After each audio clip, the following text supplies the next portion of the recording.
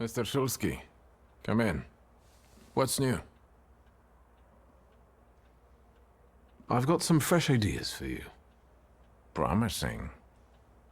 But you can't keep wearing the same attire. Please, come back to me if you find more inspiration. Meanwhile, I shall attend to my work. Please, excuse me.